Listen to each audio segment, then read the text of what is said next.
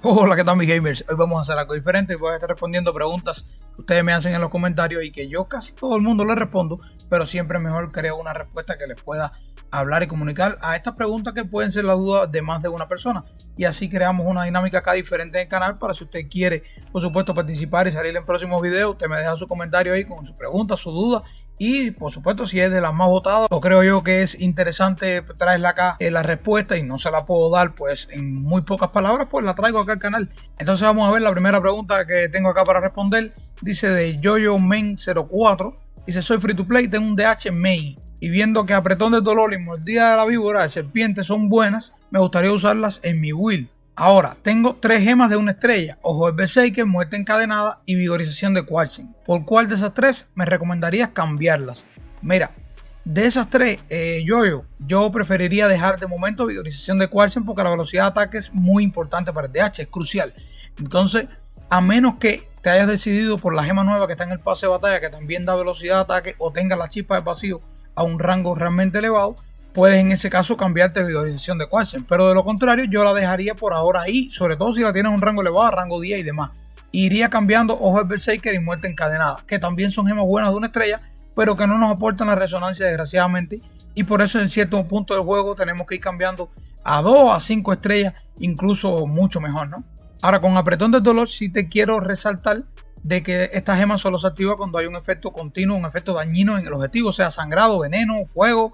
Entonces ten mucho cuidado si la vas a poner sola y en tu build de DH no tienes ninguno de estos efectos, porque vas a depender de que los demás estén aplicando el efecto para que la gema se active. De lo contrario, si utilizas las dos, la mordedura de la víbora y el apretón del dolor, ya ahí sí siempre va a estar activo, porque la misma mordedura va a activar constantemente el apretón del dolor. Entonces creo que eso debería de responder ahí tu pregunta. Otra pregunta acá del compañero Miguel Palma, esta vez sobre las mascotas, nos dice: saludo compañero gamer, en este video puedes ayudarme con mi caso. Tengo 2 mascotas, una dorada con una habilidad dorada activa y otra de la misma especie pero en azul sin ninguna habilidad activa. ¿Perderé el dorado si lo fusiono? Yo le hice un pequeño comentario, pero le explico acá mejor. Ya en el video de hecho de las fusiones de mascotas y las conversiones, al inicio de que todo esto saliera, yo más o menos expliqué este tema. No vas a perderlo si te ligas una dorada con una azul. Siempre que eliges permanecer con la dorada, no se va a perder el dorado. En la conversión pudiera perderse, aunque recientemente hicieron algunos cambios respecto a eso para mantenerlo, pero en la fusión no vas a perder porque tú vas a elegir con cuál mascota te quieres quedar. Aún así, no te recomendaría ligar una mascota con una habilidad rara con una que no tiene una habilidad rara, porque el resultado será una con una habilidad rara. Entonces perderías totalmente la otra mascota, a menos que tu objetivo sea incrementarle en un punto el valor al stat de la otra, siempre que el azul tenga mayores stats que la amarilla y tú quieras mantener la amarilla, pero dudo que eso pase, porque la amarilla, ya por ser amarilla, debe tener muchísimo mejor los stats que el azul. Entonces no creo que esa sea tu idea, no van a incrementar los stats en ese caso.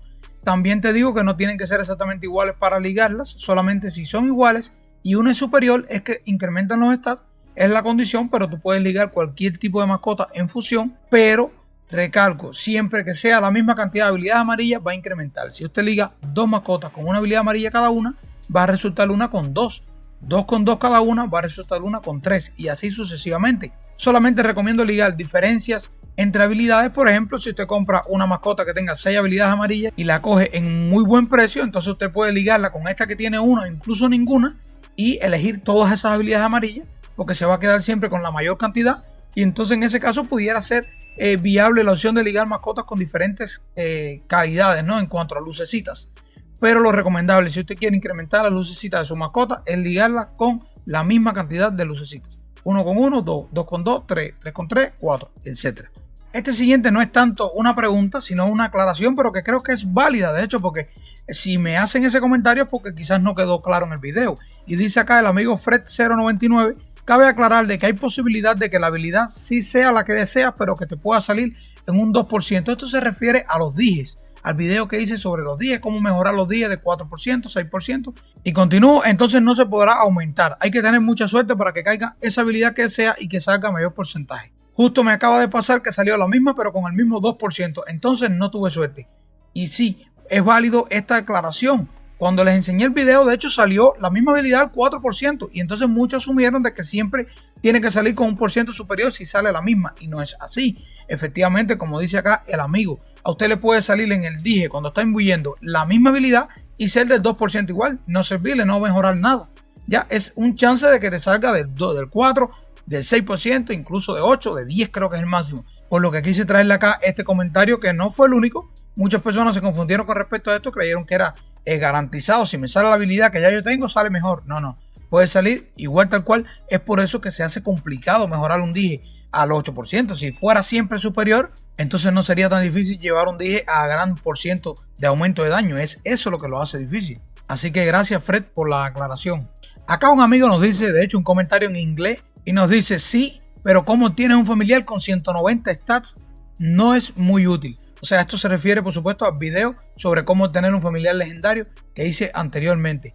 Y él me dice que cómo obtiene, no dije en el video cómo obtener un familiar de 190 de stats, ya que no le es muy útil el video en ese caso.